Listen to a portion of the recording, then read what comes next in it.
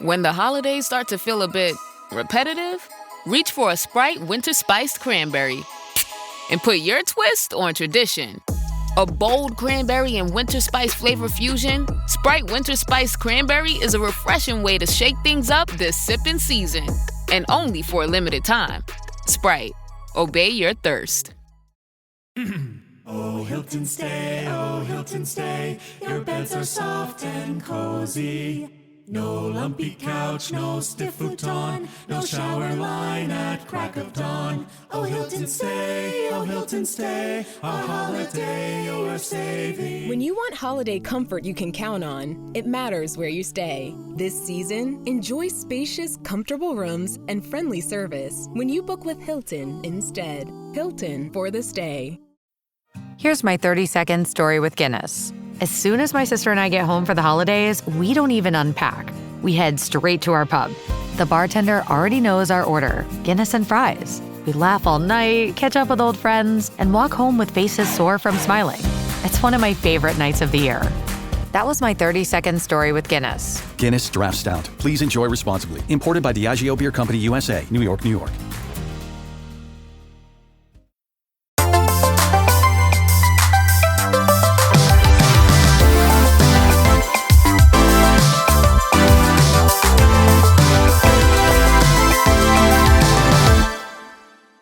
You guys, welcome to another episode of What's Your Issue? My name is Troy McEady. And I'm Dara Lane. Dara, how are you? Gosh, I mean, I'm good. I'm alive. That's pretty good, right? How are you? I don't even know if I can fully say alive. I think I'm hanging on by a thread. I have some kind of Oregon Trail disease. I don't know what's going on, but I've got like a 1920s cough of like a chimney sweep. Like a kennel cough or something. Yeah, like it's really giving like I don't bathe because I think it's poisonous or something. Like tomatoes are toxic. Old world. You know what I mean? Oh, I love an old world disease. I got sick from my old bathwater. I mean, I'm really excited for the editing that will have to be done throughout this, the fine tooth comb editing, getting out those little and hoots. Oh, there will be so many. I'm working up one right now, actually. Ooh. It's getting hot. It's bubbling. The cauldron is starting, and by that my lungs. But so we're recording this the day before Christmas Eve, and I have to ask, I wanted to save it for the pod. What are you doing for Christmas? Well, I'm doing the completely mentally sane thing of flying to New Hampshire at 6 a.m. on Christmas morning. So. Now, how did we get here? Like, why are you doing that? Well, I kind of thought my life isn't hard enough. And what can we do to make it hard in a new and interesting way? No.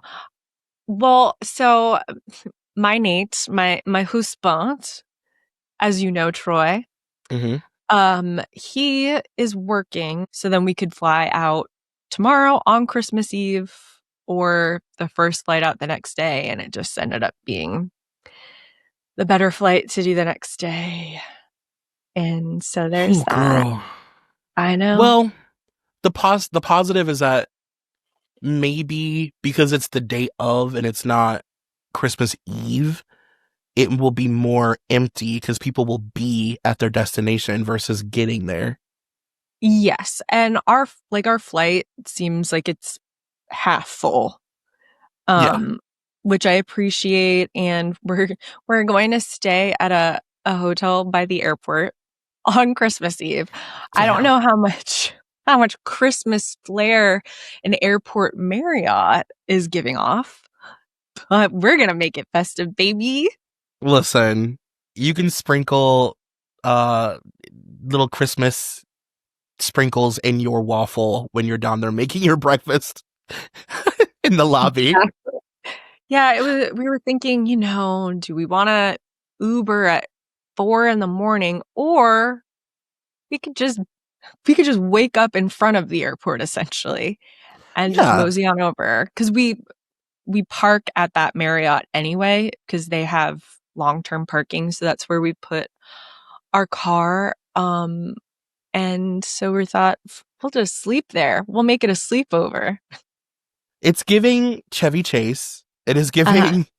it is giving lampoons. Uh-huh.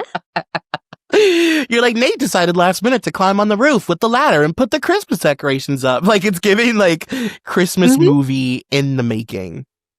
Yeah, I mean, this time last year we were spending Christmas Eve in the little Dutch town of Solvang. And then the next day we were at the Madonna Inn. So it doesn't have the same Christmas flair as last year, but what are you gonna do? Listen, drink out of cute champagne glasses. You can turn it into the Madonna Inn. Throw in a bathrobe. Exactly. Listen, as long as there's room service, I can make myself happy. That's truly all I care about. I know. What are you doing, Troy? So I was going to go home, and then I was like, after traveling for tour for so many consecutive weeks, I was just like, I can't see myself wanting to get back on a plane right now. I physically couldn't bring myself to do it. And my mom was just here. My mom was just in New York, so we did get to have that time together. I don't feel as bad. So I'm staying here. I'm going to New Jersey, to my best friend Katie's house. And we're just gonna like make appetizers and drink and eat edibles and watch whatever we want. I think we're probably gonna watch Girls Next Door, honestly. And yeah, we're just gonna hang out the whole day. I'm going there tomorrow evening, and I'm gonna stay the night. Sounds so nice. Yeah, I'm just gonna have a very chill, just like put on comfy clothes, hang out on the couch with her dog, and like do nothing, be high and drunk all day. I gotta tell you, Girls Next Door and appetizers sounds like a perfect Christmas Eve to me. I know. It's like, thanks Tubi for sponsoring this year's Christmas. We love you, Tubi. We love you, Tubi. Thank you for all of your free, all of your Tyler Perry flicks and all of the weird, kooky shit that you have on there, including all of the reality shows. If you don't use Tubi and you're a reality TV girl, you gotta check it out. Tubi is incredible. If there's anything we can leave you with, it's please watch Tubi. Yeah, this holiday season, please watch Tubi. Well, Dara, I have to ask you, I'm so excited for this week's episode. What is your issue? Oh my God. So my issue, and I've got it in the flesh right here, which is an extra exciting situation, but it is the Star magazine issue from January 1st, 2007. Wow. And on the cover, it says, the 50 most annoying people of 2006. You guys, are you prepared for what we're about to dig into? This list, they're not ready. You have no fucking clue what we are about to read to you. It's one of my favorite issues that I have of a tabloid, just because it's so shocking. One of the most mean-spirited things I've ever seen in print. Yeah. Would you say that 2007 was like our meanest year? Ooh. Yeah. Like, had we hit some kind of plateau in 2007? And I don't even just mean with Britney. Like, kind of everybody was going through it in 2007. Like, Lindsay was going to jail and everybody was just like struggling in 2007.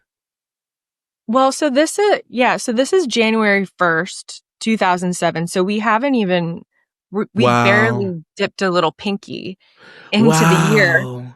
I kid you not, going through it, I was like, I'm literally uncomfortable. Like, Mhm. I just can't believe how cruel all of it is. And the whole time I was just thinking, this was normal to us. This is what we were reading and passing. Like, we are a product of this time. I just can't believe it. So to really drill down on it, the 50 most annoying people of 2006.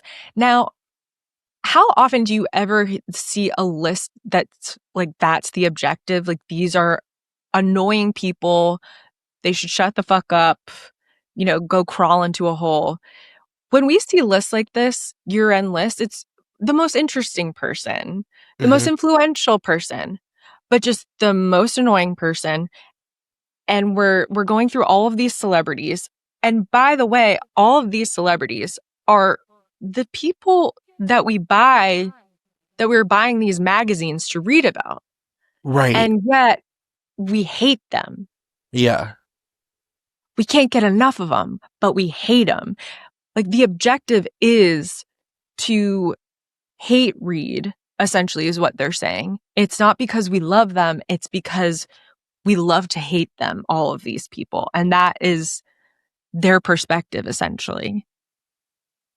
Yeah, it's really like, it's a hamster wheel of like just cruelness and like delusion. And it's also weird because looking back, like, each person on this list that we're going to go through, because they have all these like creative ways to make fun of people, like all of these like sort of side superlatives too of people that didn't maybe necessarily make the list, but they were still annoying or whatever. And most of these people are the people that we look back on from this era and we're like, oh, the good old days. We had it so good. We didn't know how good we had it. Pop culture was so much better. Every celebrity was better at this time. And like, all of them, they're just destroying them for like nothing. It is crazy.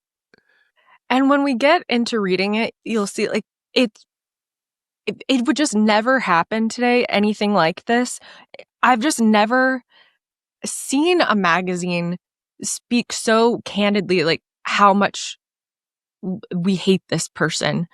How like every little thing about the small things where you just go, how could you even be nailing a person for this? And the thought of that happening today, like, even we're still mean. I don't think we've really changed that much as a society. We've just sort of funneled it into different avenues and hide it better or express it differently. But this is truly just on Maine. Yeah. Yeah, I always say that we've found soft language to say the same stuff. So Yes. it's like, you can't make fun of a person's weight. You can't talk about them being too thin or too big, but you can call them big back. Mhm. You know what I mean? You can say Uh-huh. that some woman has a big back and it's like, yeah, but I didn't call her fat, or like we can talk about Ariana Grande's weight in like this blanket of like concern when really we're Yeah. just talking about her the same way we talked about Nicole Richie. It's, I guess we should just get to it because I don't think Yeah. anyone's going to really understand what we're just absolutely gooped and gagged and breathless over unless they hear it themselves, because it's Yeah. so out of the realm of today. Yeah, I think that we should get into it. And I guess I kind of mentioned this earlier, but so they have the list split up so it's like they have a top 10 list of the most annoying people, and then they have a second part that's stuff that also annoys them, where they didn't necessarily make the top 10 list, but they were still annoying. An honorary mention. So we're starting with the superlatives, and then we will end the episode by giving you the top 10 countdown, which leads to the number one most annoying person of the entire year.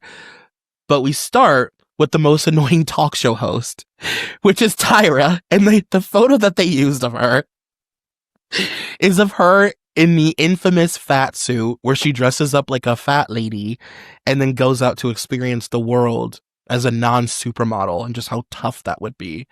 And they say, dressing up like an obese woman, pretending to be homeless, these might seem like interesting experiments if they didn't always scream, "Look at me! Sorry, Tyra, you're not Oprah. Stick to America's Next Top Model." Now, Tyra, I mean, some of them are a little deserved. Well, but what's funny about it is, so they're, dressing like an obese woman, pretending to be homeless. Those are two things that are not good and, should be probably ridiculed or examined in some way. But that's annoying, and you just want attention.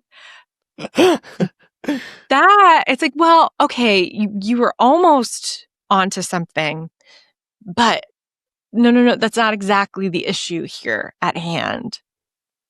And also, what I would give to live in a world where Tyra Banks is still a talk show host. What I would give for I know the Tyra tapes have been buried to hell and back. We'll never see those episodes again, but to have lived through a time where Tyra Banks was hosting a talk show at like 3 p.m. every day is indescribable. Okay, here's another really fun one. Most annoying, pin thin, Nicole Richie. So just the most annoying pin thin person, a very common superlative, is Nicole Richie. And it says, after dumping her stylist, skinny guru, Rachel Zoe, and going in and out of rehab for a mere 72 hours, Nicole seemed back on track. But her recent DUI arrest is a major setback. Now we're not sure if we care if she ever breaks 95 pounds. Like, what? What, sir? The thing is, I want to ask the people who pulled this together and wrote this, do you fully understand what the word annoying means? Is it annoying to you that this young woman can't keep her sobriety right now? Is that annoying you? I'll tell you what annoys me is that everything that Nicole Richie was doing as a businesswoman and as a true, like, person who's famous for being famous, like a person who was truly taking that at the time and turning it into something, all of that being overlooked. Like, now there's an appreciation for influencing, but like, Nicole Richie was going home and restyling and changing clothes like 6 times a day, all to go outside and like be photographed in looks and to push an image and to sell products. And like she was kind of working her ass off and successfully, and nobody was really, even though we were like all obsessed with her and like enamored and couldn't stop looking at her, all of it was just so overshadowed by her being skinny. Yeah. The last line of this, now we're not sure if we even care if she breaks 95 pounds. Just, now we're just making a joke out of it. Like, we don't even care. God. I know. I can't get over it. Truly, I think, and Troy, you and I have sifted through many an old tabloid. I think this has got to be the meanest because I've never seen someone having so much fun being this mean towards like people who have eating disorders and drug addictions. Right. And such a variety of meanness too. It's like a buffet of cruelty. And let's continue platforming it and make our own jokes about it, shall we? Let's give them their voice. The most annoying wannabe, Mr. Kevin Federline. Now, like I said, some of them deserved. It says K-Fed has long boasted that he'd silenced haters once he released his debut rap CD. Well, in 2006 it arrived, and the only silence was from the crowds at K-Fed's half-empty concerts. Apparently, siring kids and throwing away his ex's money are the only talents. Good luck without Brit. And it's a picture of him pouring like, I don't know, a Four Loko into a pimp cup or something. Yeah. Well, at least they got one right so far. Yeah. Yeah. That one is for the girls that are like believing the rewriting of history that Kevin Federline was like some doting father or whatever. You guys got to read your ancient texts for sure. All right, the next one. Most annoying fashionista goes to Jennifer Lopez. This year, something went terribly wrong with JLo's once impeccable sense of style. What was she thinking with these outfits? In particular, the bizarre, hooded, moon maiden dress above right she wore to the MTV Video Music Awards and her tomato look above left. Earth to Jennifer's fashion sense, come in. Now, what do you think about these looks? Okay, the red one to me is pretty basic. Like that kind of just feels like something you would get, I don't know, like in the prom section at Macy's. But I do like the nude one. I do too. I mean, I don't love it, but she's going for the look. I always love her in a totally nude look. Okay, I'll never forget. This is just burned into my brain so deeply. In the wedding planner, when Matthew McConaughey is about to walk in, she's like, "Oh my God, I have to touch myself up," and she puts on this nude lip gloss. I believe it was like Stila or something. It's like a nude lip gloss pen with a brush, and it's just such a beautiful color, and it looks so beautiful on her. And so I just think she looks so beautiful in various shades of nude. So to me, even though I don't love the little headpiece, I think she still looks great, and it's a look. It's a choice. I agree. One of my biggest pet peeves, specifically with tabloids, is when they randomly decide that they're like fashion people.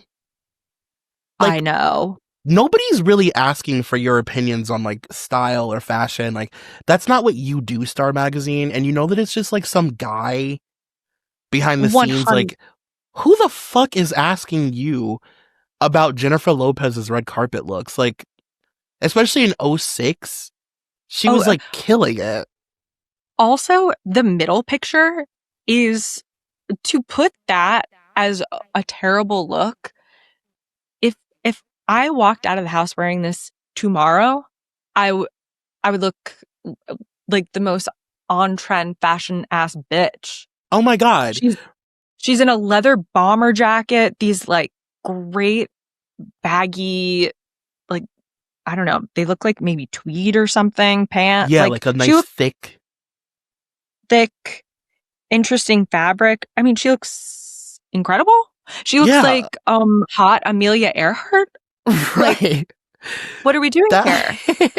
That in particular pissed me off because I'm like, nobody is asking for Star Magazine to like critique red carpet looks, babe. Like, we're good on that.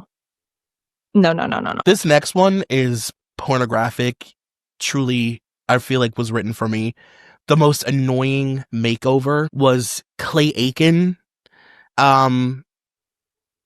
I'm just legions of Claymates swooned when the former dork, age 28, debuted his shaggy new do on American Idol's May 2006 season finale.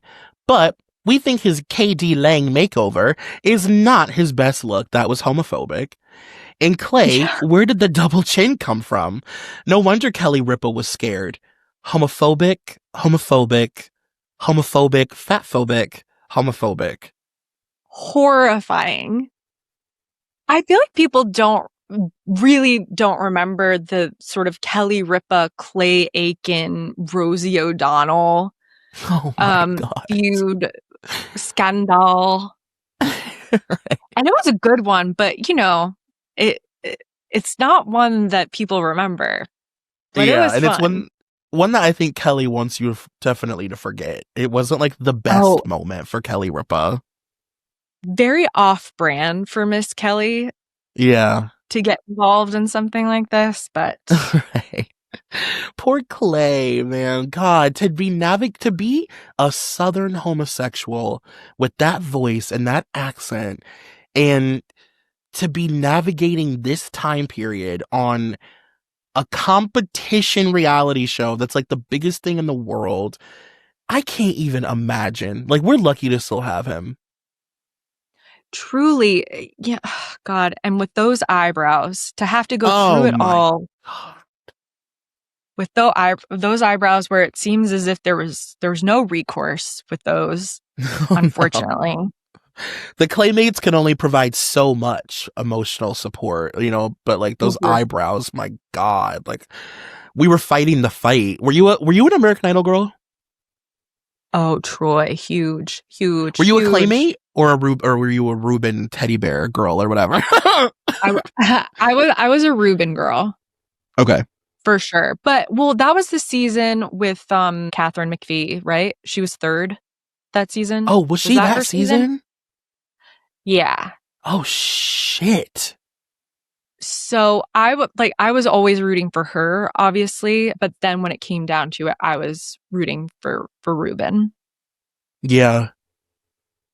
I had a hard time you? that year. I loved Reuben and Clay. It was a hard year. It was a hard year to be an American Idol head. Me and Ryan were going through it. So much to talk about at the nail shop. But no, I was honestly, I was a Claymate. I loved Clay. And I loved that soulful, angelic Southern voice. And I also thought Invisible, his like American Idol debut song, was like one of the better songs. God, I do not remember any of the American Idol songs except for Kelly's. And I truly was a diehard devotee of American Idol, like for so many years. Gun to my head, I can't remember any of the singles that they made. Oh my God. Clay's was like this creepy song about, he was like, if I was invisible, I would just watch you in your room. Okay, like it was like a song about how he would watch the person morning, noon, and night if he was invisible and watch them in their bedroom. Oh my God, yes. It's like the police. It's every breath you take for the modern era. He's like, you beautiful young girl, if I could just watch you in your room, you beauty. Gorgeous. Just watching you sleep. You're looking so cute. And honestly, I would feel okay with Clay doing that. I'd feel safe. Crawl in. Most annoying TV show. Lost. The Hatch, The Black Smoke, The Others. Okay, it's a great show, but here's the mystery we really want solved. Why does this hit steadfastly fail to provide satisfying answers to its intense plots? Cough up some info before viewers decide to get, well, you know. Oh, God. I did not watch Lost, so this is not for me. I wasn't a Lost girl either. Like, what I know of Lost is that it was like one of those first big, huge moment shows to like lose its plot and like get really convoluted, and then it kind of became known for being a mess. Damon Lindelof did Lost, but then years later he did The Leftovers with Justin Theroux. Yes. And The Leftovers is one of my all-time favorite TV shows. And you can see the Lost in it. Like, I watched enough of Lost to get the gist, but I didn't love it. You watch The Leftovers, you can see the Lost in it, but it's so, so perfect. Carrie Coon.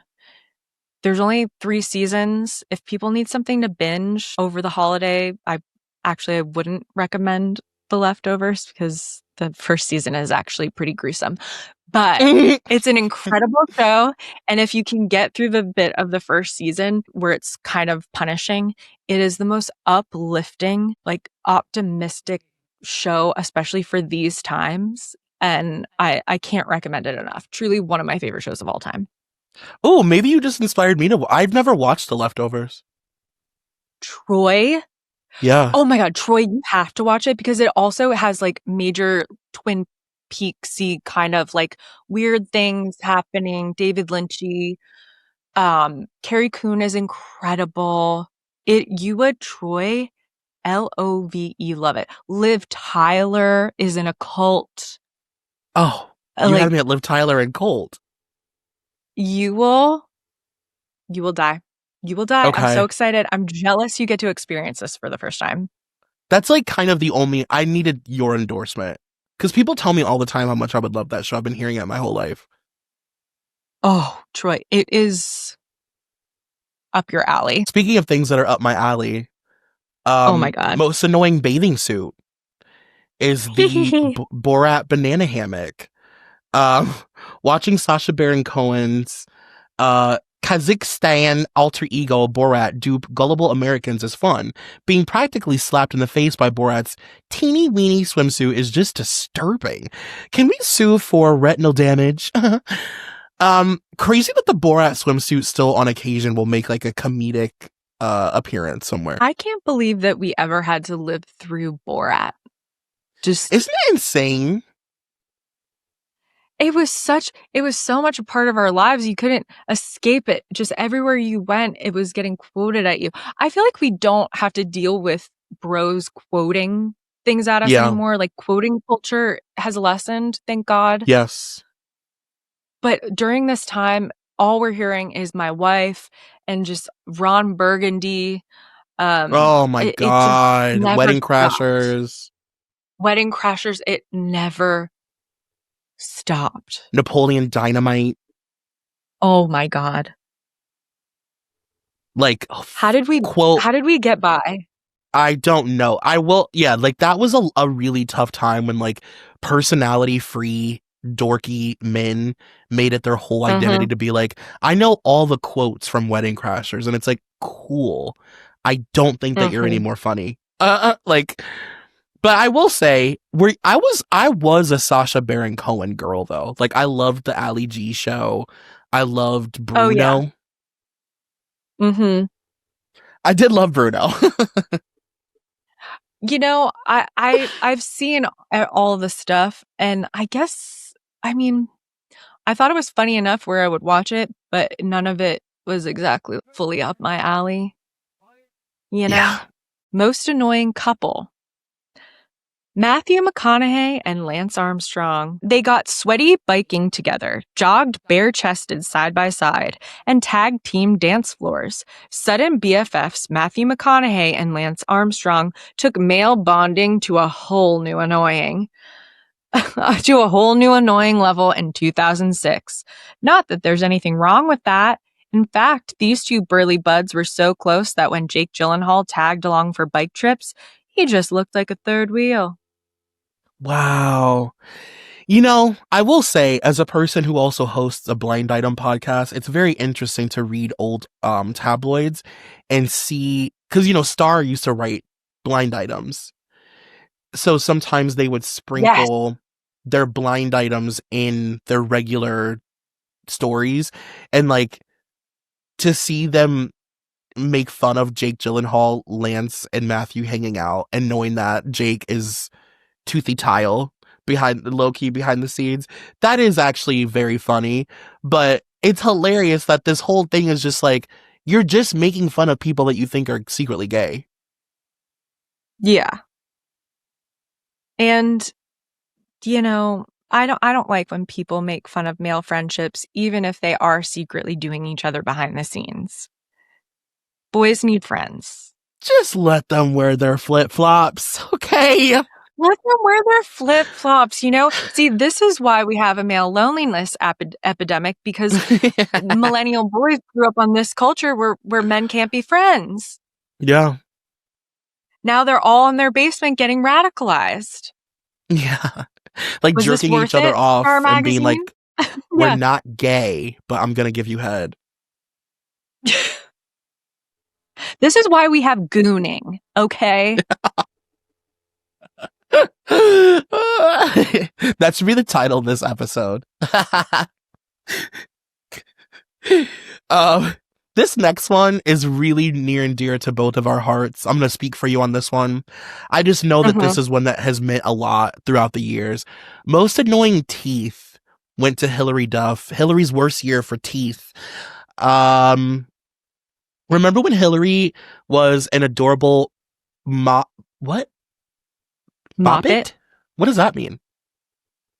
Like a cutie? I think it's like a little like she's a little like Kind of like, Yeah. I think it's maybe what the word Muppet is based off. So kind of like, or that's what I made up in my head. And so it's like, Okay. Okay. That makes sense. She was an adorable I'm just little, picturing Hillary as a Muppet, and that's what I think that word means. and her Muppet has really scary teeth, like giant teeth glued into it. Yes. She was an adorable little Moppet with cute, normal-looking choppers. Then she dieted her way to pin thin and simultaneously got huge lightning white veneers. It's okay to have a big personality, but not big teeth. What's next, Hill? A metal grill? Insane sentence. I'm pretty sure she was Insane. struggling at the time with an eating issue. I don't know what that has to do with the teeth. I mean, I was going to say, the eating issue wasn't made any easier with those teeth. I don't know how you get anything past those, When you see the pictures, it's like that poor girl couldn't close her mouth. I just can't imagine how painful they were. And how dry, I mean, the dryness of your mouth when you can't close it all day. My God. And there was no mouth tape back then. Right. They truly have a quality of like George Washington wooden teeth. Like, it's not like, oh, they're too big or, oh, they're too white. It's, yes, all of those things, but they also have the vibe of they're all attached as one piece. In the pageant community, we call these a flipper. Mm-hmm. And it's when, as a little girl, when you're in pageantry, as Dara and I both are very aware of, you literally, when you don't have teeth yet, they make you this solid, big, giant white tooth that has lines carved into it to give the illusion of it being separate teeth. And it looks insane. Like, it looks like one of those joke dog toys that you can buy where it has teeth on it. So then when your dog puts the toy in his mouth, it looks like he has big teeth. Mm-hmm. That's exactly it. And it's unfortunate because she was one of the first celebrities that we were really talking about, like veneers. Like, we didn't even know what that word meant unless you had like some kind of extensive, personal dental work done. But we weren't like talking about veneers all the time. Like, people had real teeth back then, so she really had to be the guinea pig. Yeah, they were testing out the science on her. Right. Like, these weren't FDA approved yet or something. No, you know what they truly do remind me of, like, all jokes aside, they actually do look like, nowadays when people go to those like Instagram veneer places that get shut down. Yes. That's like what they do to these people, is like what she had done. God, that must have been a real crazy, because she only had them for like, what, a month? It was very short. Well, I'm sure it was a situation. I mean, she was talking different. I'm sure it was a situation where it was deeply painful. She's like, can you imagine shaving down your teeth and then having those put in and knowing that now there's nothing behind those teeth? Dara, I think about that literally all the time. Even now, they do not tell these young people that are literally shaving down perfectly healthy, good, solid teeth. They don't tell them that, like, you have to get that shit replaced. And it's like $10,000 a tooth. Mm-hmm. See, what I always think about is what happens during, martial law, where no one can go to the dentist and we're bartering for grains and batteries, and all your veneers pop off, and now we just have a bunch of people running around with little stubs in their mouth. Oh. Do you want that to happen to you? Like, I know we'll have bigger fish to fry, but I don't want to have one more thing on my mind. And is there anything more scary than when they show those whittled teeth, the way that they get it down to just a little nubbin, a little grain of sand. It is so, it's almost worse than being completely toothless. It's like, I'd rather you just yank them than keep just a little like stump of a tooth. Oh, where you look like a little like woodland creature that's whittling it down with aluminum cans that you found in someone's garbage. You look like a background person in like a Die Antwoord video. Yes. I will say this to everyone listening. If you are considering getting veneers, or you're like, oh, I'm worn down my teeth a little bit, or this tooth's a little small, I need you to know that there's something called dental bonding. And it can look really great. And it's basically, they just like take the tooth you have and then they put some little, like plaster of Paris on it or something, and, put a hairdryer to it. And you've got a full, beautiful tooth, but they don't have to shave down your tooth. And it's cheaper. Don't let people shave your teeth. When you do not need to shave your teeth. And Please. Don't go to some place that is like making you do hashtags and all this shit. Like if it's like some social media place, they're probably going to get shut down soon. What they're doing is probably not legal. Like, it just takes a minute for those places to get shut down, but they get shut down all the time, and they take advantage of young people and make them look crazy. It's like, I can't believe how many young people have veneers. It is mind-bending to me. Most annoying TV chef, Rachel Ray. Maybe we're just jealous of her astronomical Oprah-backed 2006 rise, but we have nightmares about her freaky baseball mitt-sized hands. And Rach, it's extra virgin olive oil, not EVOO. That was my real reaction in the moment. I hadn't read that one before we recorded. Excuse me? Her baseball mitt-sized hands? And can we just say Rachel Ray at this time was like a hot young fucking thing. She is gorgeous. She was in Maxim. Yeah, her big hands. I mean, they also don't put a picture of her hands in here. It's just her face.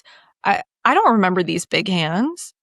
I don't think I've ever heard any person talk about Rachel's big hands. I take personal offense to this because, especially at this time, I was a Food Network girl down.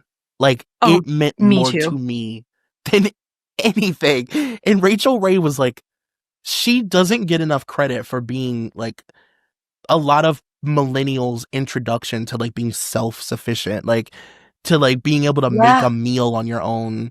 And like, I don't know. That is crazy. I loved her so much. Yummo. Yummo. Oh my God. Watching her carry. Watching her carry like 30 things from the fridge to the table for no reason was like so fun too. Star Magazine, try again. We rebuke. We rebuke you in the name of Food Network. The most annoying overpaid model being Kate Moss. For most people, a drug scandal is pretty much a career killer. Not Kate. Her earnings in 2006 were her highest ever, despite being snapped reportedly doing cocaine with her beau, Pete Doherty, in 2005. Doesn't she look bad in anything? Okay. First of all, I want to say that the way you pronounce Pete Doherty, you sounded like one of my New England aunts. Pete Doherty. Because I say Doherty. I loved it. I felt like I was already home. Who needs to get on that plane? I'm right here. Pete Doherty. But like, come on. Like, I will say that magazine cover of her doing the coke is like, we got to do that on this show one day. We got to do that whole cover story. Yeah, we definitely. Well, I was just thinking, this just sort of dawned on me. This time period, it was such a big deal to out people doing coke, Hmm. and it was the cardinal sin. And now we don't ever hear about that, but it's not because there's any less cocaine in Hollywood. If Hmm. anything, it's maybe more rampant. Hmm.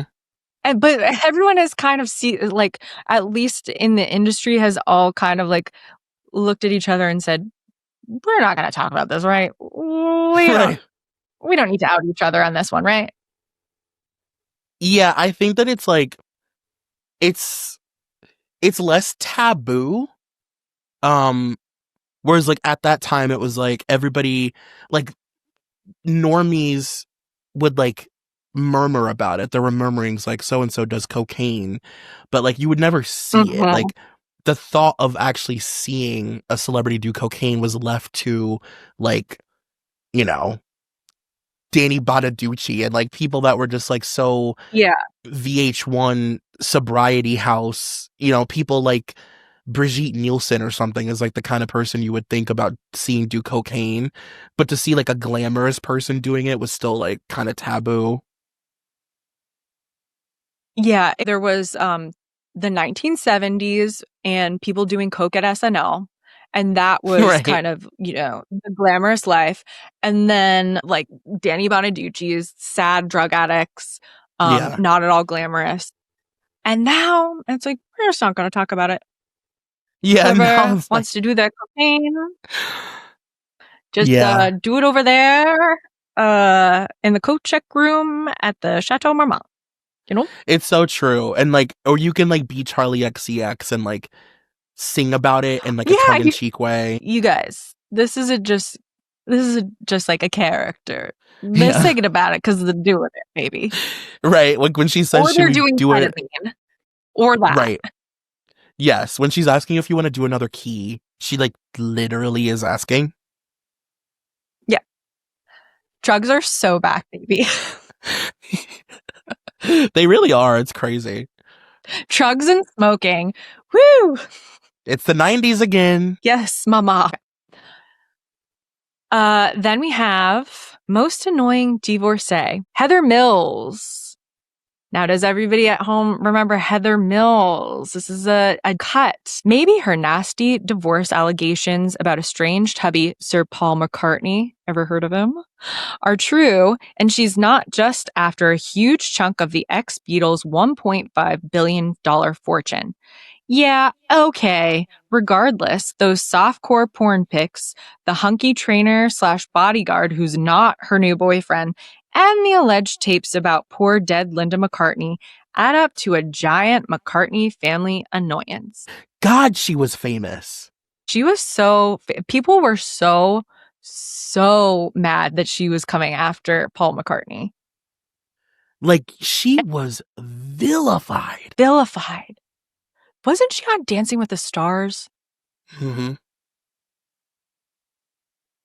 And it was an extra big deal because she only had one leg. Yes. She was the original Aviva. Honestly, she really was. She really was. It's a story, it's a scandal that I would have to revisit to speak, really confidently about, because I'm sure this is probably a situation of just, vilifying a woman, but also I do think there was a lot of other stuff going on there, and maybe I'm wrong. Listen, women can't always be right and pure. Sometimes they are bad. I'm not saying in this situation, I can't really remember. No, I think that there was a lot going on there, and I think that she was like she had relationships with a lot of tabloids, and she was being photographed like morning, noon, and night, constantly, all day, everywhere she went. Like, it's always so interesting to me when somebody like her, or like a Rachel Yucatel, or somebody that just like is famous for like a moment and just like is a tabloid, or like Octomom, like somebody that's famous, world famous for like 6 months. She at least got in the door to marry Paul McCartney, so she's not quite on the same level as Octomom, as just, a sort of sideshow act, as one might call her. But I think people really hated Heather as well because they loved Linda McCartney so much. Mm-hmm. She was And so it wasn't beloved. as if Yeah. like, oh, they broke up. It was she died, and that was the love of his life. And now this young witch Mm-hmm. has tricked him. This legless bitch. This legless bitch. This next one I'm gonna need explained. I'm glad that we're reading the captions because I'm like, what the fuck is going on? The most annoying cleavage award, I know you've all been waiting for that one, goes to Janet Jackson. It's even worse than her 2004 nip slip. This year, Janet's assortment of literally over-the-top boob-boosting outfits shoved many things in our faces. You may be proud of your new body, Janet, but you're making us miss the baggy sweats that hid your extra pounds and your chest. Who the fuck? Sir, who are you speaking for? It ain't me. It couldn't be me. Is anyone annoyed by a beautiful set of tits? Who's annoyed by a beautiful set of tits? Those are universal. And raise your hand if you prefer Janet Jackson hidden in sweatpants over being in a sexy top. Who? You fucking pick-me ass douchebag trying to act like you're upset that you saw Janet Jackson's boobs. Shut up. Shut up. You loved him. Most annoying hair. Gwen Stefani. We get it. Gwen's a fashion maverick who is itching to make a big splash after taking time off to have a child. She and husband Gavin Rosdale gave birth to son Kingston in May. But there has to be a better way to get attention than sporting hairstyles that make her look like a munchkin from The Wizard of Oz or the long-lost sister of 60s icon Peggy Lee. Gwen, even the Harajuku girls think your hair is annoying. This is such a perfect example of like the way that men get so violent when a woman isn't doing things for them. Like when a woman is not being sexy for the male gaze, when she's being sexy for like the girls, men take like a true personal offense to that in a way that ends up being like kind of crazy.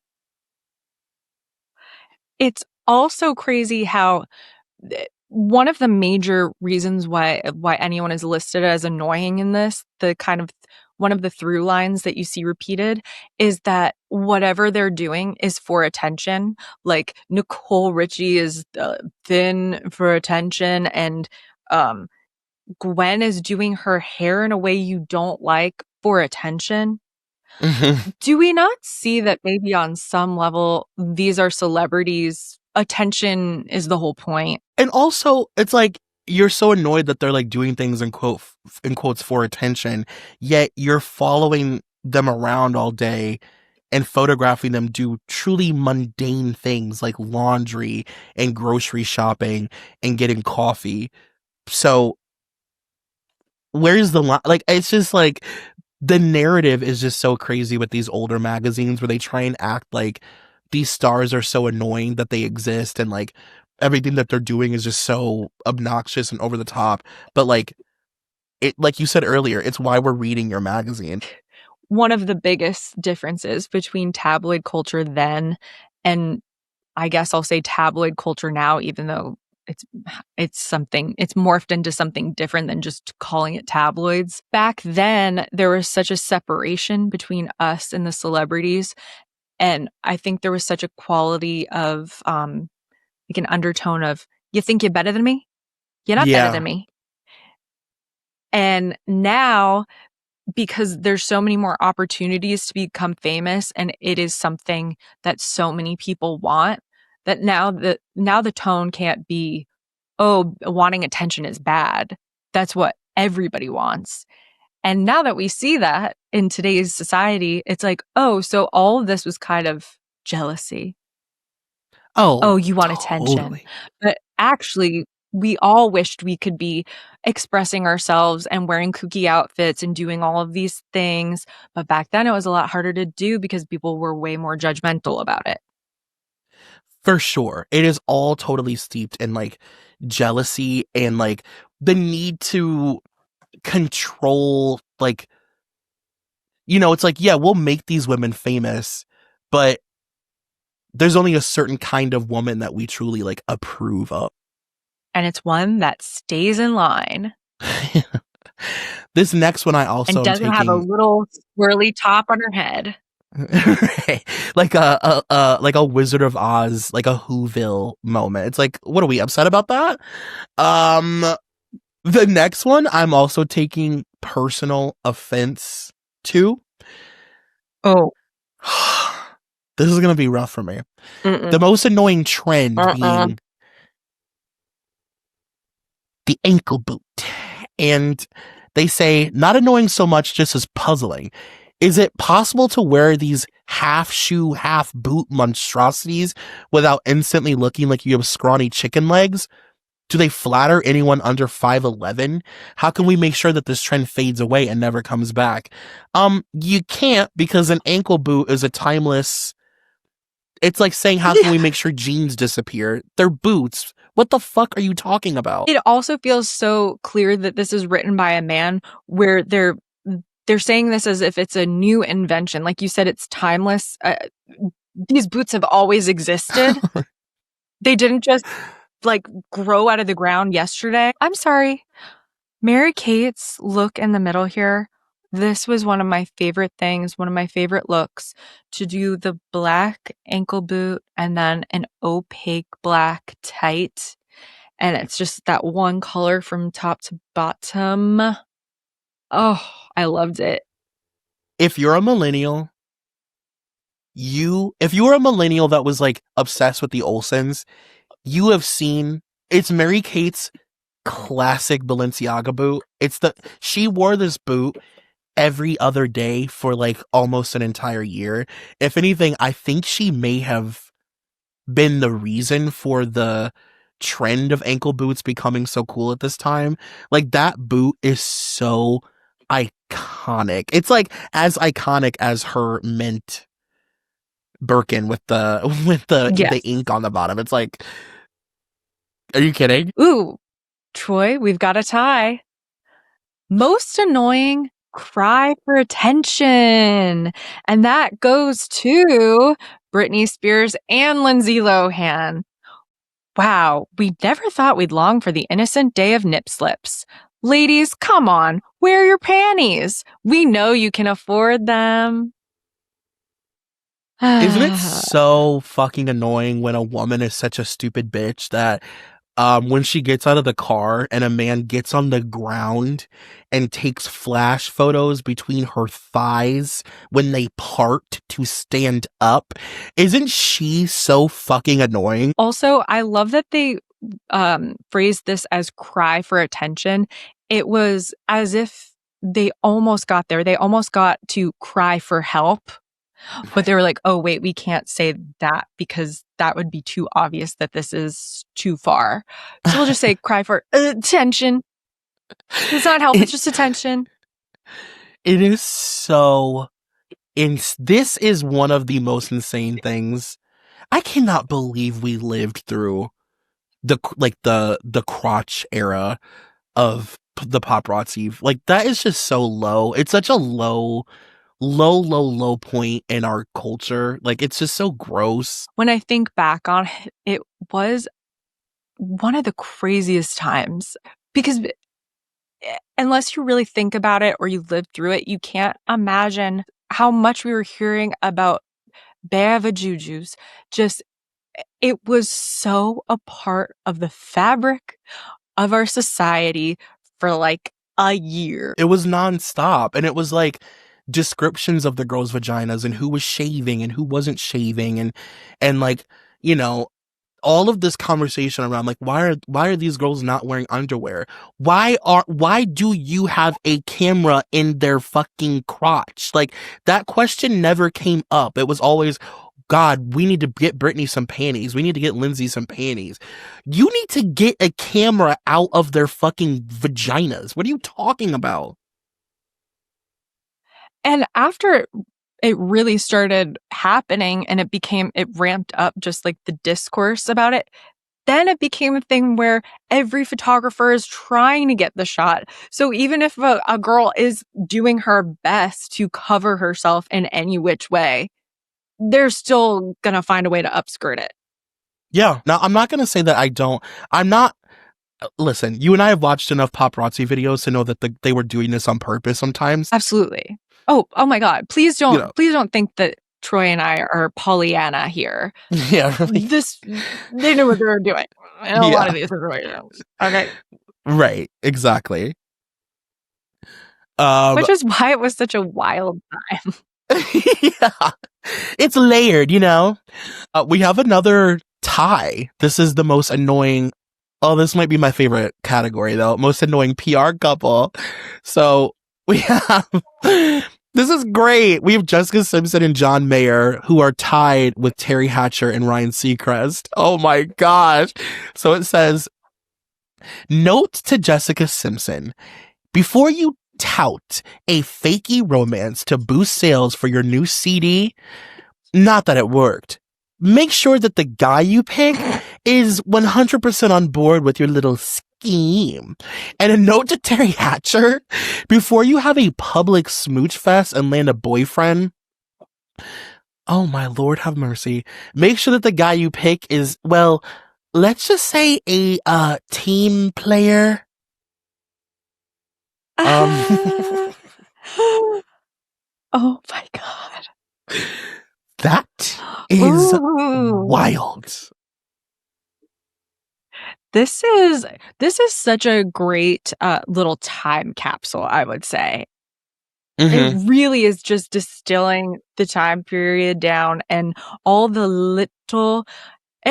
This really has it all. It has the littler scandals that we don't remember today, and then like Terry Hatcher and Ryan Seacrest. Like that's not something that Gen Z is going on and on about. Do you guys remember Terry Hatcher and Ryan Seacrest? But also just, laying it bare for, hey, Ryan Seacrest, gay. And we're putting it in writing. And like the Jessica and John of it all was really just like the gift that kept on giving for the tabloids. Like her relationships were just so created for tabloid fodder. Like it's very crazy. Wow. And I completely forgot about Terry. Sometimes I forget about all of Ryan Seacrest's like bearding. Like I forget about, he's been in so many fake relationships. Yeah, that's why I love actually reading a tabloid as opposed to just sort of doing an internet search about things. Is unless you know what you're looking for, it's less likely you're going to stumble on something.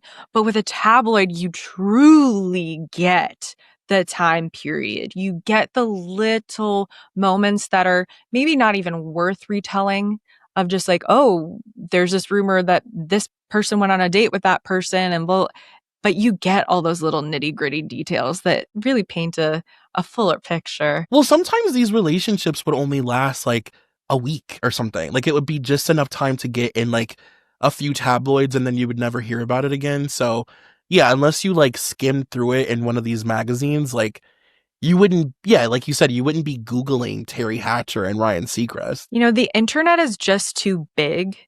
You need the pieces of physical media to sort of direct you to the important things in life. Totally. Okay, most annoying grin. Katie Holmes. I love this, just making fun of a woman for her smile, her expressing happiness. Oh, gee, Katie, are you happy? Is your life the fairy tale you always dreamed of? Is it the Scientology training starting? Is the Scientology training starting to kick in? We're just saying there's something more than a little off-putting about that huge, constant smile of yours. You fucking bitch. Oh my God. That was in there. That was written right in there. First of all, that smile launched 1,000 ships. It launched 1,000 Neutrogena bottles. It launched the dreams of so many young girls listening to I Don't Want to Wait, and hoping to one day follow their dreams to be a young girl from Ohio that moves to become an actress. Like, how dare you? Okay, so this is the last page of the superlatives. So we have, are you ready for this one? Most annoying. I've been waiting. Most annoying big person in a bikini goes to none other than John Travolta's one true love, Kirstie Alley. It says, we'll admit we're a little bit proud of the former fat actress for slimming down quite a lot, but the whole striptease on Oprah was taking it way too far. Next time, Kirstie, don't take it all off. And they have the infamous picture of Kirstie, which I'm sure I remember watching live. I'm sure you do too, of Kirstie coming out on Oprah after she made a bet that she'd lose all this weight. And it was just such a moment. God. Yeah, she was going to lose all of this weight, and then she comes out and it was like, well, she didn't actually really lose that much weight. She didn't really look any different. But she still looks great. And like to look at her and be like, you're disgusting. You're a big person in a bikini. Like she looks pretty good. She's got like a great body. Like she's like, first of all, quite small. And she's got some great definition in those arms. I think the big problem here, and I don't know how, like, who let this happen, but I think that the little line, the seam from the bra to the panties, I think really threw people off. I agree with that. I've been staring at it this entire time. You know, I feel like I remember people being upset that she wasn't wearing a bikini and she was supposed to be wearing a bikini, and they're like, that's not a bikini. They were very mad about the fabric. Yeah. I was going to say, people were really upset that she had a sarong and that she like covered up a part of herself, but like, I believe she's like in a thong and it's daytime TV. So she like had to cover her butt. And it's also just so funny to think, well, she made a bet that she was going to be in a bikini on TV, and she dares to have a little sarong and cover a little part of herself up. She promised us everything. I wanted to see whole.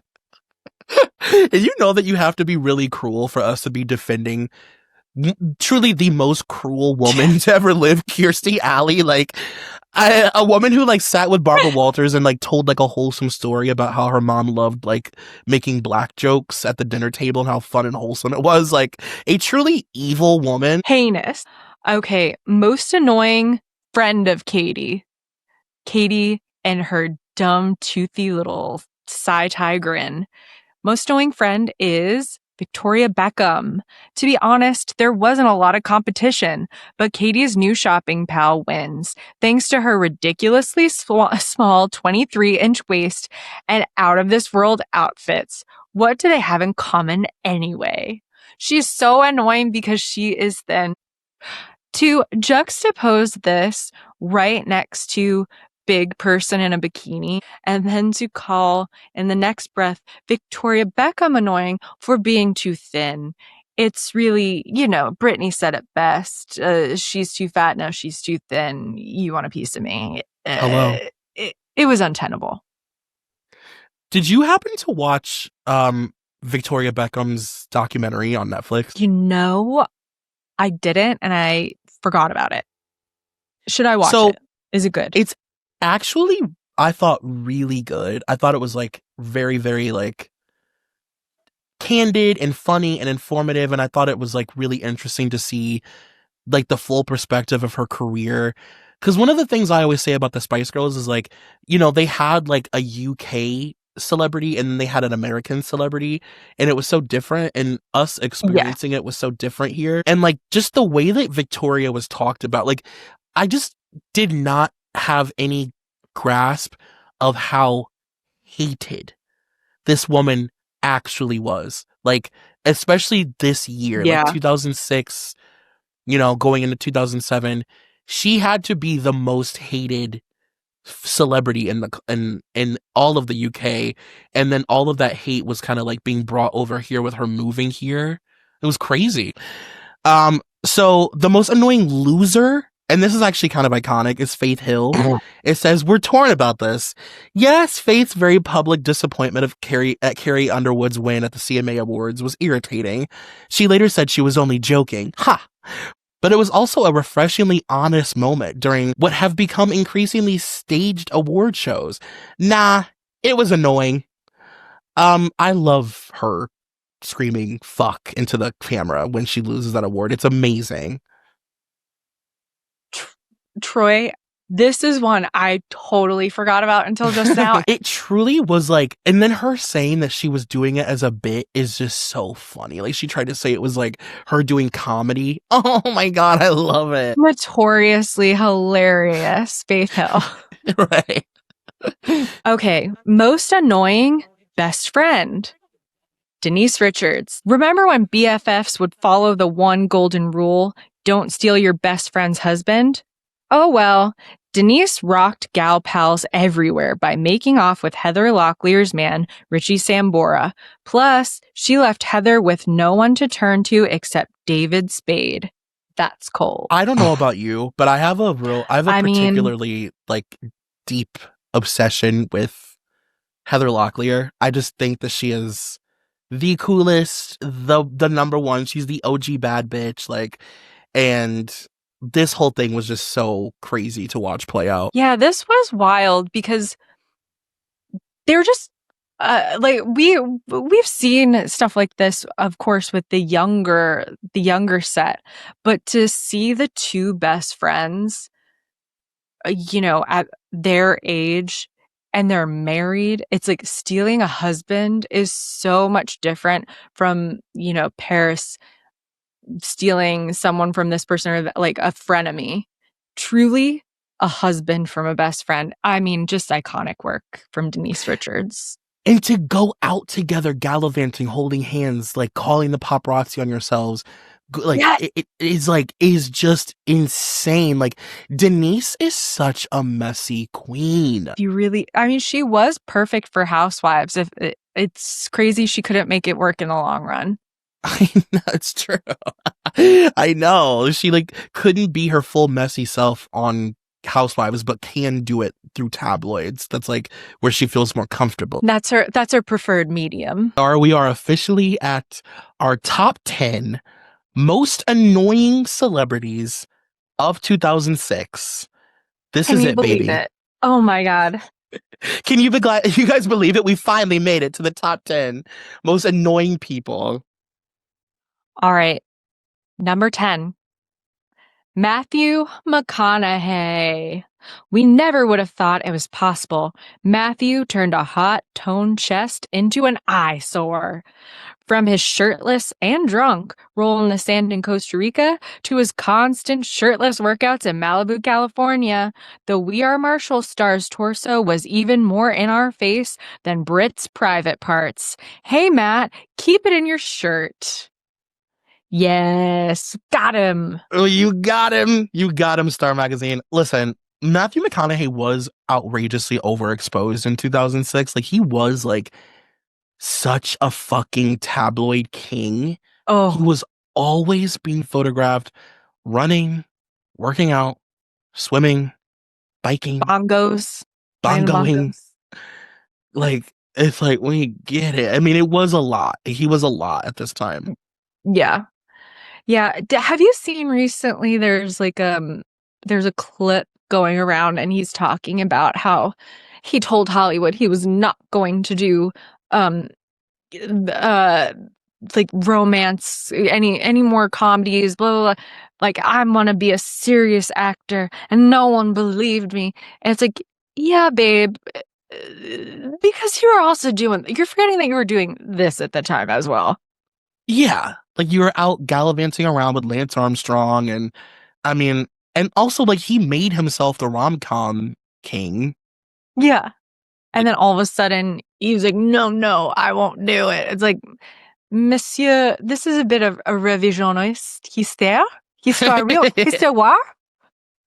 He's so annoying. But also, I will say at this time, I would have let Matthew McConaughey do god-awful, treacherous, horrendous things to me. Things that you don't speak of in the day.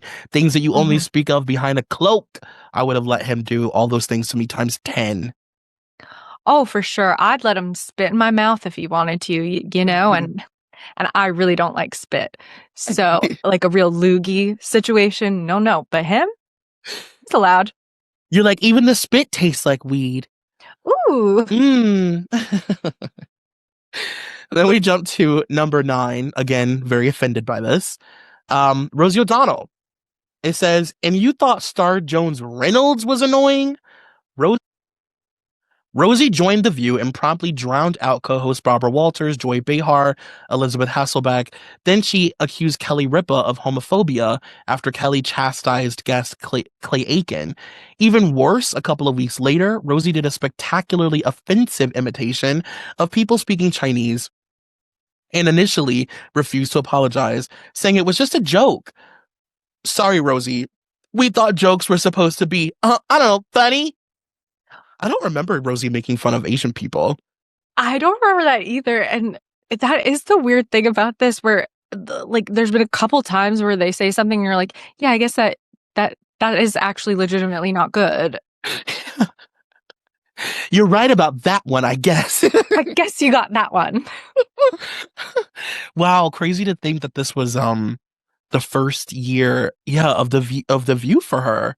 That one great year. Troy, if I could go back to any time, I don't know, just The View, to have The View, for there to be a moment in time where I could watch The View and Oprah. Oh, the split screen between her and Elizabeth, to watch that live. I mean, can I ask if you have a favorite View panel? Like, do you have a favorite like grouping of the gals? I think it was that one, just because I was such a huge Rosie fan. Yeah. And I also, even Elizabeth, I was such a fan of hers on Survivor. And then to sort of, I have then a love to hate her relationship with her. Mm-hmm. And then her and Rosie's friendship. And then to see the split screen argument. I don't know. I think that just has to be my favorite, because there was just it was electric. It was truly electric.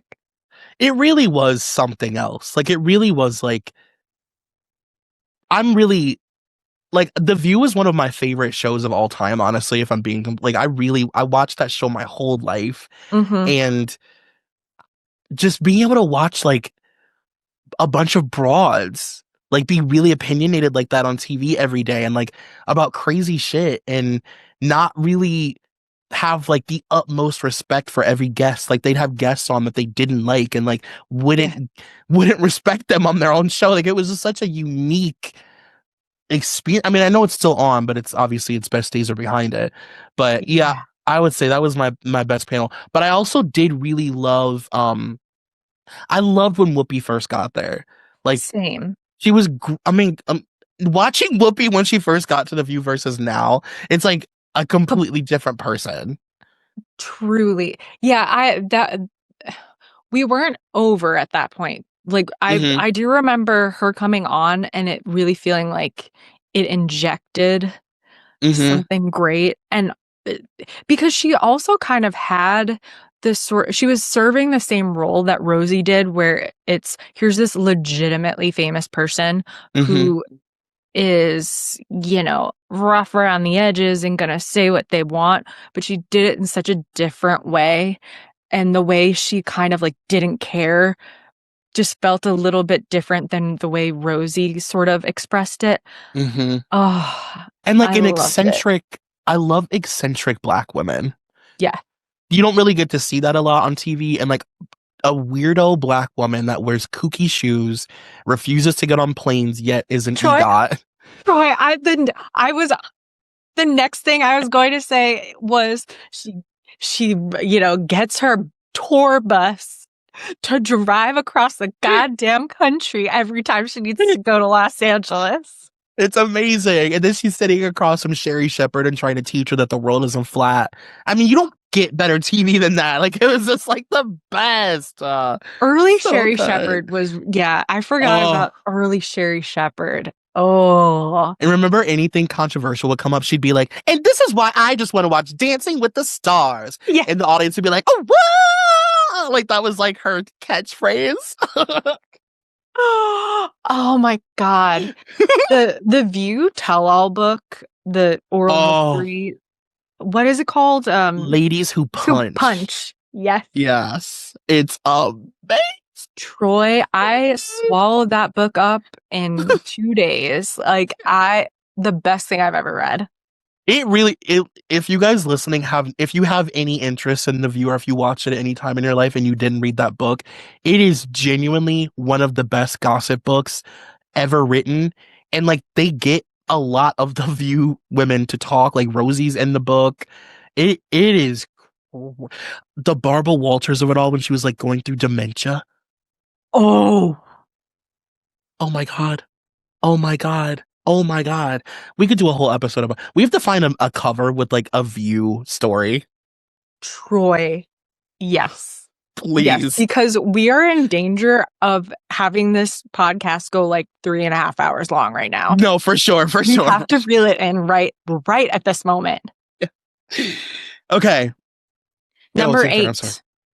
Gwyneth Paltrow. Our girl. The love of my life. The Running with Scissors stars' sense of superiority reached a high point when she reportedly told a Portuguese newspaper, quote, "The British are much more intelligent and civilized than the Americans." She denied making the comments, blaming the fact that she'd given the interview in Spanish. Yeah, right. Gwyneth. I mean, listen, this is when it was like really bad to talk shit about America. Yeah. Like, when you really couldn't. You could not. Especially famous people. Like, you couldn't like say anything that wasn't just like, you know, we're so close to 9/11 still at this time. And for someone like Gwyneth, who was in the same camp as Madonna, of a celebrity who's like, I'm basically British. Right. That made people hate her even more. Oh God, the basically British white lady was like a whole thing. Oh my God. And I need them back. I know. I need all my girls talking in vaguely British accents. And I need it now. Right. I would give anything to sit with that woman and watch her chain smoke. Because Gwyneth, I've always said my theory about Gwyneth is that it's all a sham. I believe all of it is drag. Behind the scenes, she's smoking Marb Lights, she's drinking martinis, she's cussing up a storm, she's fucking, she's doing all the things that she did in the 90s, but just behind closed doors.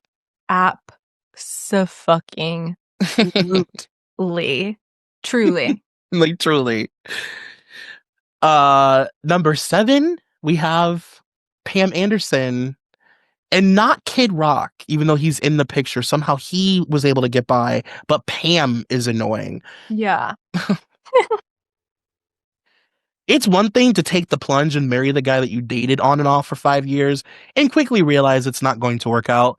But then why did you make such a lavish spectacle of the wedding and boast about having different ceremonies? For this alone, Pam and her partner in Love Crime Kid were annoying and so darn tacky. I mean, yeah, her Kid Rock year is not her best year. Not her best look. I will say, I do think, at the time, yes, of course, it was a tacky look. And I guess, today one might think getting married in a bikini is tacky, but there is something about it actually, like looking at this picture with the captain's hat and the champagne and a little Corona mini. I don't know. I find it chic as hell, to be honest. The thing about Pam is that she lives like she's dying. She does exactly what Chris Allen told her to do, and she lives like she's dying. She only makes truly honest decisions from her heart. She lives with passion. She lives to love. She loves to live. Like, she is just, I mean, she's a woman that you can look back on like her life and be like, damn, that bitch lived. She didn't leave any stone unturned. And her evolution from where she's been to where she is now, to truly decide, you know what? I'm I'm shaking off this persona or this person that I was because it doesn't fit me anymore. Mm-hmm. I mean, and I'm gonna make pickles. I know. It's so honestly so She's cool. pure. This is a Yeah, pure woman in a it's way that true. I think she might be the most pure woman in Hollywood. I 100,000% agree with that. Like, no questions asked. God, I love her. I love her I so know. much. Oh man, we're getting up there. Number 6, Jennifer Aniston. Sorry, Jen. The public's support from your emotional trauma is used up. After all, the split was more than a year ago, so forgive us for not shedding a tear when you continually look so glum in public and finally split with Vince Vaughn. After all, you wouldn't even admit to that relationship in the first place. How annoying. First of all, not true, because Jen's emotional trauma is still getting her jobs and still getting her booked and still getting her on the covers of magazines. It has not run out. If anything, it's just begun. Ah, I hate Vince Vaughn, by the way. Have I ever told you that? that you love him? He is one of my most hated celebrities in all of Hollywood. Really? I I didn't know that about despise. you. I don't think I've ever one time laughed at Vince Vaughn. Not one. Mm-mm. Wow. Okay, this is sort of painting a picture of your sort of like taste in men, actually. Yeah. Oh, he is like he. If you want me to be honest with you, Vince Vaughn is the kind of guy that I fight with at parties. Like he and I, it would be you'd have to pull us apart.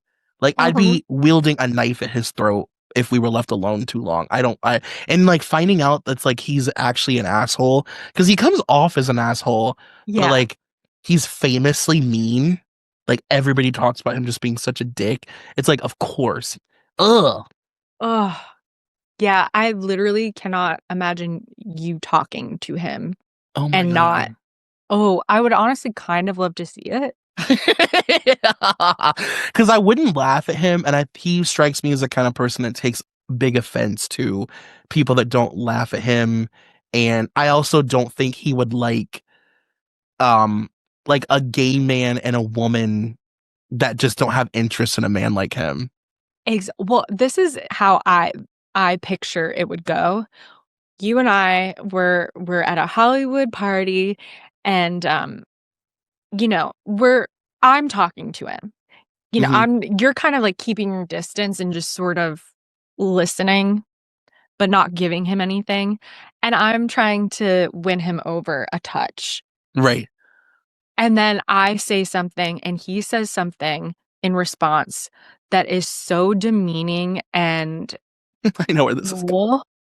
And just embarrassing. And there's a bunch of other people standing around and just like he's looking over, he's looking down on me. But you're a little bit closer to eye level with Mr. Sister. Mm-hmm. And you just absolutely cut into him. Yeah. And then we're being chased out onto the street. Dara, that is so freakishly accurate to what would happen. It is so true. And without naming names, you and I have been around men like him that don't really take to us. Yeah. Hypes. And I just like I just know what that would look like. Maybe someday it'll happen. Yeah, fingers crossed. Number 5, Tom Cruise. The best thing that you can say about Tom this year, he wasn't quite as annoying as the couch jumper of 2005. But in 2006, Tom, who even lost his deal with Paramount Pictures for being annoying, managed to make, now they're just spreading lies, managed to make even the most private of moments, Suri's first photos, the wedding, the soccer games, into overblown events. Hey, Tom, Here's an impossible mission. How about laying low in '07? I mean, listen, this is when the church was like, the church's PR team was in fucking overdrive for Tom from like whatever year it was that he divorced Nicole to a few years after this. It was just nonstop. Nonstop. This is why you can't let a cult with a bunch of weirdos run your career. Mm-hmm. Because this is what ends up happening. It goes too far, it goes too crazy, and then you can't dial it back. No, you can't.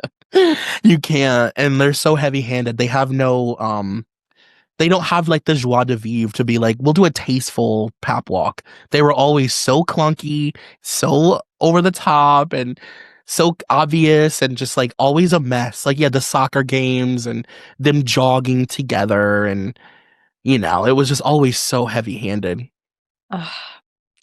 Now, again, we get a little taste of a correct choice.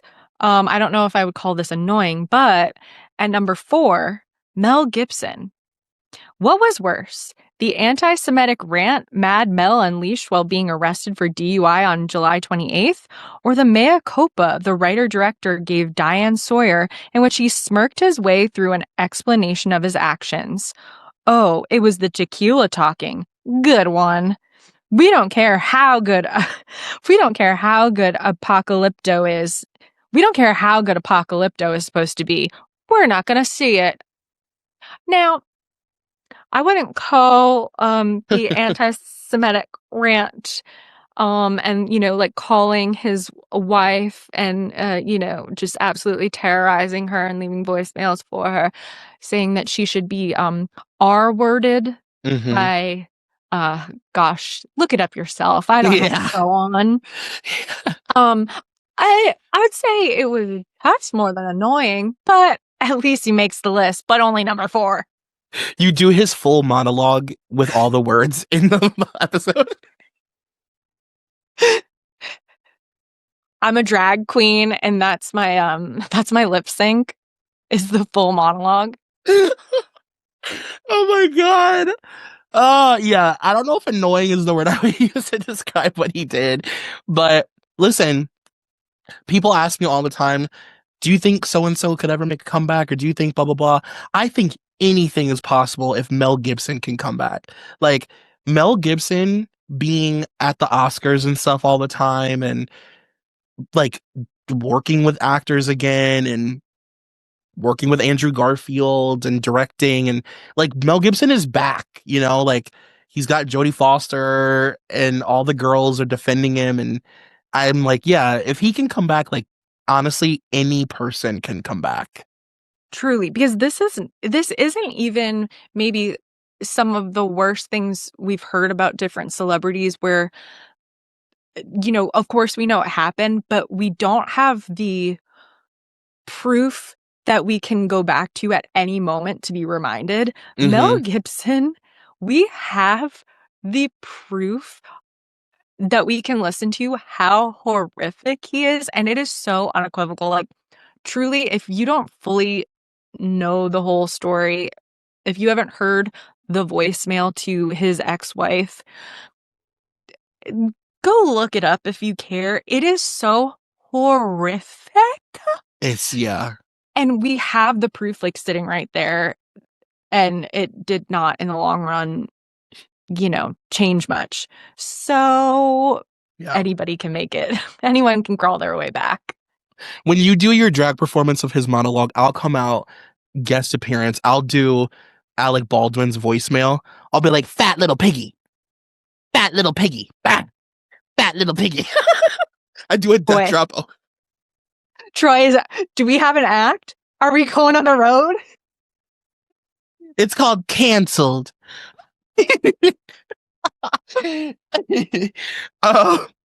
Number 3, we have, of course, Jessica Simpson. It says, honestly, it's been a tough year for Jess. She hasn't looked her best. Seriously, is she dressing in the dark? She's had her share of bloopers. Who can't remember the lyrics to 9 to 5? But I forgot about that. But it's the desperate single girl act that's most annoying. We get that it's hard, especially when your ex is so happy. But by making every minor flirtation a public spectacle, Maroon 5's Adam Levine, Dane Cook, John don't believe the hype mayor, you're basically creating a man-free zone around yourself. Listen, I just have to say, because this is like happening again, like, Jessica's back out in like the world and she's doing music and like she's like being consumed publicly and everybody's making fun of her and talking about her body and her face and the work she's had done and her voice. And I'm just like, this woman is honestly lucky to be alive. Yes. You tortured this woman beyond. It's like, you can look at Britney at least and be like, oh, well, she went to a psych ward and did all these things that like, all these things led to our torture of her. So we feel bad about it. Yes. We lost our kids, like all this stuff. Jessica, because a lot of it happened behind the scenes, people don't feel bad for how she was treated. And it's horrible. Like, yes, she's had work done. She's been doing this for a million fucking years. And you tortured her about her body for years. Like, tortured her. Yeah, and I think you're so right, because I think when people think about Jessica, they're thinking about like, oh, that was really wrong that one time when she was wearing those jeans and she actually didn't look bad in them. And people said she did. It's like, oh, it was so much more than one picture. Right. Baby doll. God, and it was so unwarranted and like, It was sport. Yeah. This was all sport. I mean, Jennifer Aniston, like, we're going after her. It's very funny, this sort of, to compare the women on the top 6. Jennifer Aniston, we hate her for when we photograph her as paparazzi, that sometimes she looks sad and that she's not married with children. That's really annoying for us. And like, oh, Jessica, you're so annoying. And then we go to Tom Cruise. You're the mouthpiece for a full-blown cult. And then Mel Gibson, you're so annoying. You're anti-Semitic. To put them in the same conversation, it's crazy that people can't see it. That they were putting this together and they were like, maybe we should put Mel at number 1. Damn, that is such a good point. Like, that's like kind of like the most pointed argument of this whole thing. Like, what the men are in this magazine for being annoying versus the women is crazy. And by the way, she outranks Tom and Mel. She's higher ranked as annoying than Tom Cruise and Mel fucking Gibson. And if we're talking about truly being annoying, then Tom Cruise would be the most annoying. That was specifically a very annoying press tour, jumping on the couch. Like, it was uncomfortable and weird and annoying if we're talking about the true spirit of the word. But no, that is still not as bad as Jessica Simpson. Because she like dated some guys. And she forgot the words to 9 to 5, which then didn't even end up airing. We just heard about it. Right. Like, it's the Simpson sisters of it all. It's a particular brand of like, and I don't know how much of it has to do with the fact that like, I do have a theory about women that present as bimbos. I always talk to you about this. I just think both men and women hate bimbos. Yes.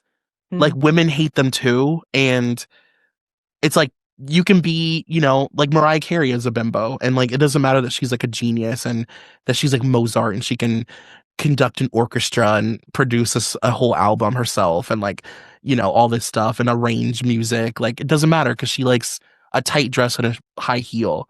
So she's just like always going to be dumb and not respected. Yeah. And Jessica is such a bimbo and she's so feminine and like hyper feminine. I just think there's just like never gonna be any hope for her. Oh, I know, it's sick. poor Jessica. Ugh. Well, on to number 2.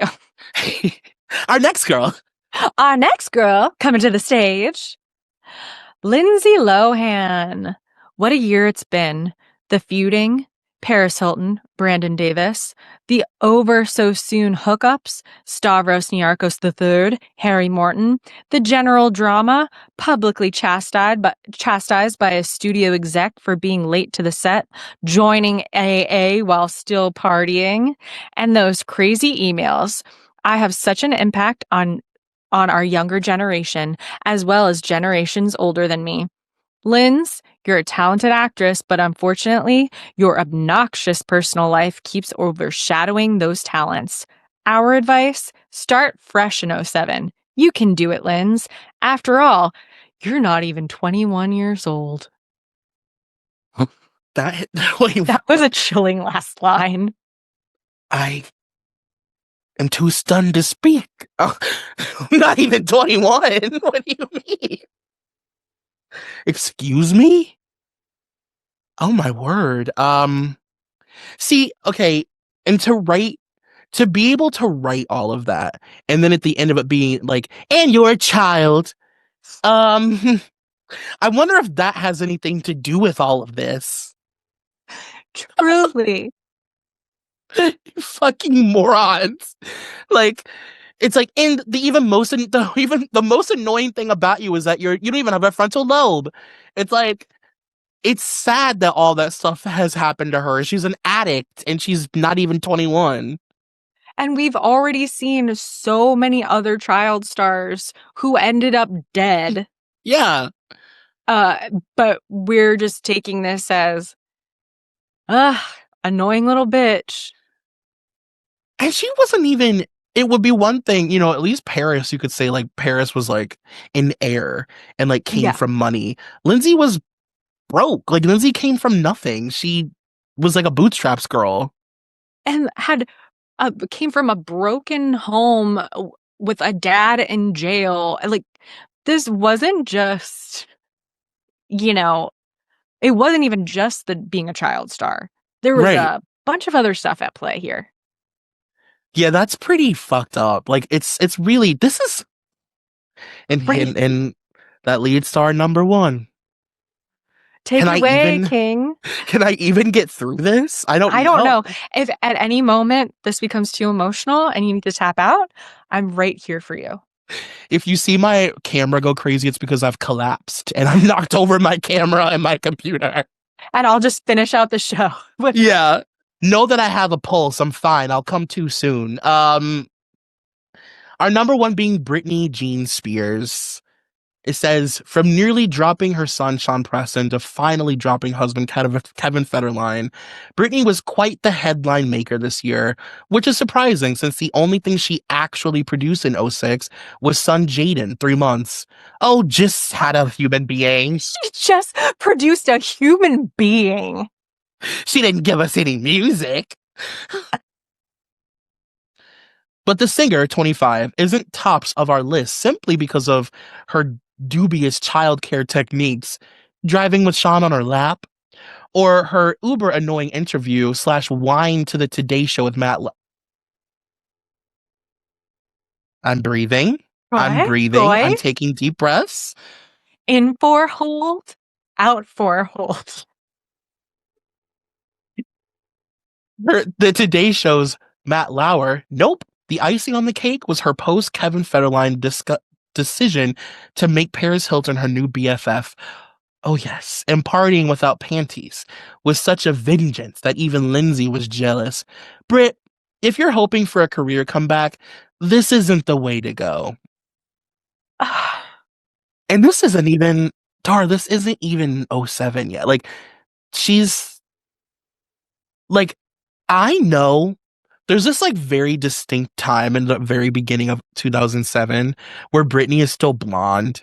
Like she like hadn't dyed her hair yet, Yeah. None of the stuff had happened yet. Yeah. It's just a couple months where we were still living in the past. And they don't even know What's to come? What is to come? This is such a terrible omen for this to be the January 1st of 2007 issue. Oh my God. my It's like they Lord. manifested it or something. It's so true. It's really, and I talk about this a lot. Whenever we talk about shit like this on any podcast that I host, Matt Lauer's ass always shows up as some sort of fucking, like, you gotta do when you get canceled or when you get in trouble, you always had to sit down with Matt Lauer. He's daddy. Oh, you gotta take your lashings from daddy. Like, Daddy's got the belts out. Kiddo, you better explain yourself, Britney Jean.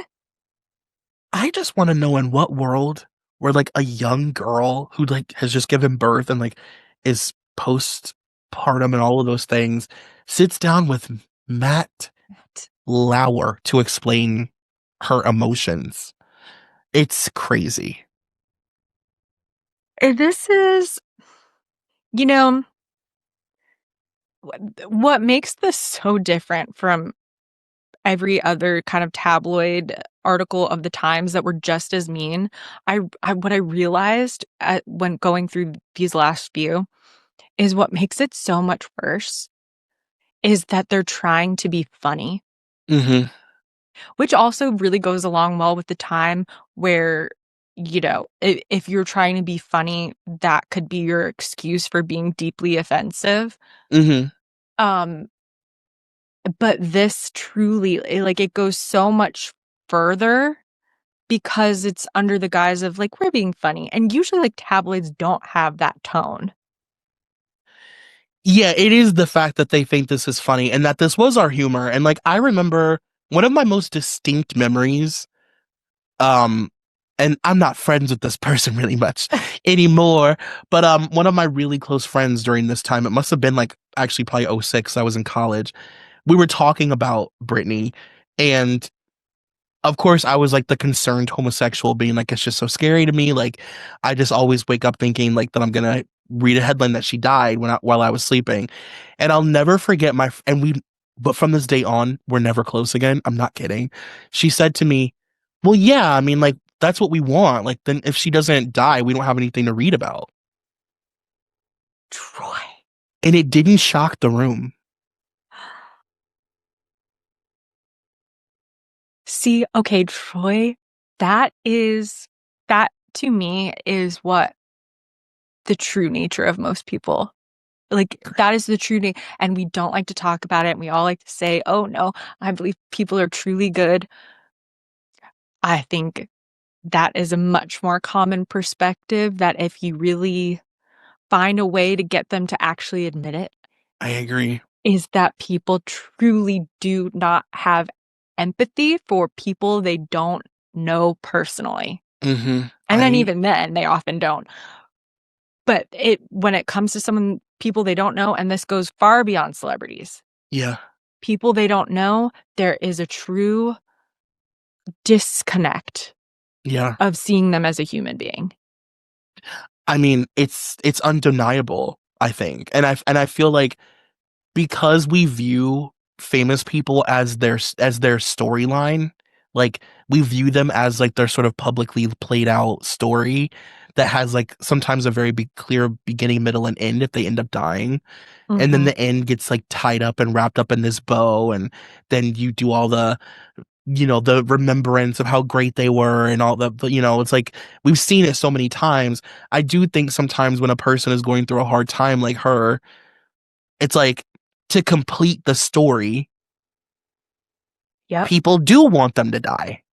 Yep. I really do think that, even if they don't say it out loud, there are a lot of people that feel that way, where they're like, in order for this, like Michael Jackson, it's like, yeah, like he should have died because that would complete this story and make it perfect.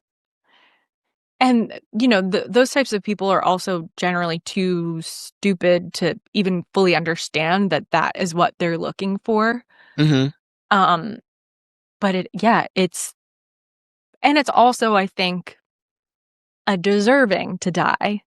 Yeah. You have been given so much, and I cannot truly like feel empathy for how much trauma comes with fame, because you should just across the board be appreciative of it, and your problems are not as bad as mine.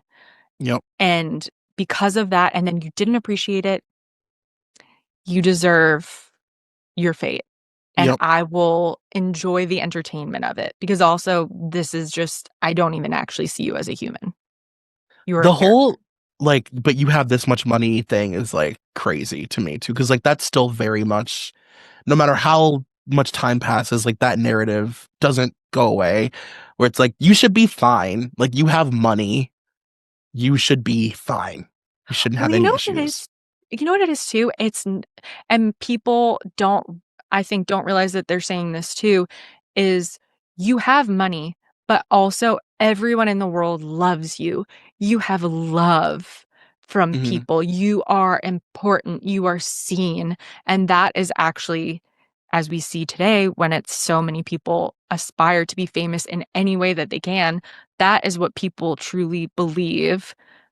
That's what they think will heal them and solve all their problems. Mm, And deep down, they believe, if I can achieve this, I know I'd be happy. yeah. And that should give you more compassion for celebrities, because I think it's such a trap, an easy trap to fall into of, well, if I achieve this, I'll be happy. And I think Yes. it's hard for anyone to be given that opportunity to have the presence of mind to say, well, no, I'm going to turn away from this and not pursue it, because that doesn't bring happiness. It's like, obviously, this is an easy trap to fall into. And then once you're in, you're trapped.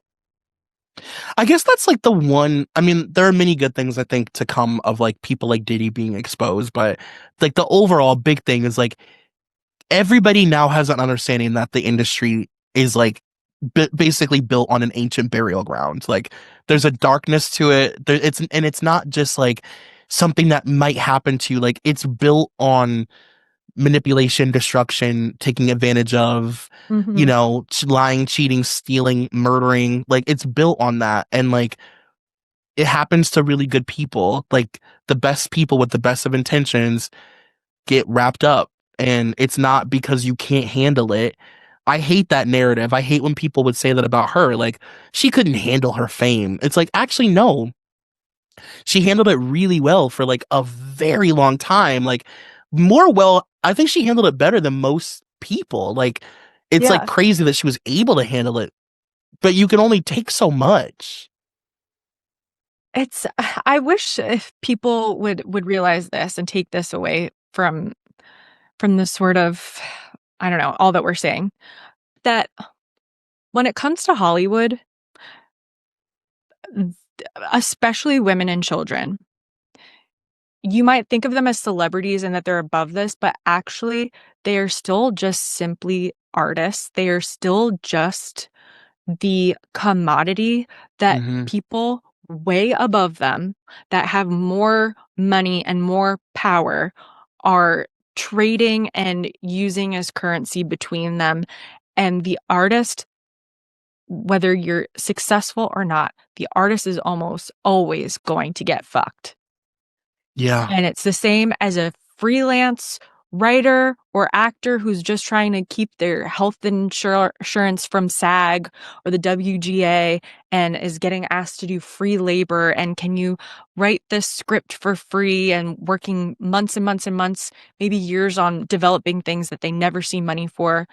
It's that. And then it's also people like Britney, who will have her money stolen from all the people who are supposed to be watching out for her and managing her and making it easier for her. Like, the artist will always get fucked. Yeah. That is so true. I mean, that truly is like, that's like when people make that statement of like selling your soul, you're real. That's what it is. Like Yeah. you're like giving up the idea of like true genuine happiness Mm-hmm. for this illusion of happiness, and to be in this like glass prison basically. uh And with that, and on that note, Merry Christmas, everybody. happy Christmas Eve, y'all. No, this was like, I love when our episodes that are supposed to be light and silly end up being like these fucking TED Talks, but this was like eye-opening. Like, it was very shocking to me to go through these. Yeah, this was and it took us a while, and it got a little exhausting, It did, just a little. but I think it was all worth it. And it's worth seeing these pictures and being able to reread this stuff. So if you want to watch the episode, if you're listening on Apple Podcasts, we have the video up on Spotify with pictures. Mm-hmm. And then we'll also have the full spread of this on our Instagram for you to really comb through. Yes. Yeah, and there's a few extra superlatives that were like really goofy that we didn't get to that you should definitely check out. Well, Troy, Merry Christmas. Merry Christmas, kitty girl. I love you so much. I love you so much. I'm going to be rooting for you at that airport on Christmas Day. I'll be thinking about you when I'm having my eggnog in the morning or whatever. Thanks. I mean, actually, you'll probably be asleep. Yeah. I was just thinking, I won't see 6 a.m., but I'll be dreaming. I'll be dreaming of you on Christmas Day at the airport. Well, and I love you, Troy. And I think I can speak for both of us when I say we love you all at home. So much. I hope that you're deep throating a candy cane right now. I hope it's so good. And hopefully this episode will get you through all of your like post-holiday cleanup. Like maybe you have a bunch of dishes to do or gift wrapping to throw away, and this will get you through it. Yeah, or maybe you're dissociating because your parents are screaming at each other, and you just have to put some earbuds in and start staring into the middle distance. Ruminating. Okay, love you. Bye. Love you. Bye. The holidays mean more travel, more shopping, more time online, and more personal info in more places that could expose you more to identity theft. But LifeLock monitors millions of data points per second. If your identity is stolen, our US-based restoration specialists will fix it, guaranteed, or your money back. Don't face drained accounts, fraudulent loans, or financial losses alone. Get more holiday fun and less holiday worry with LifeLock. Save up to 40% your first year. Visit LifeLock.com/podcast. Terms apply.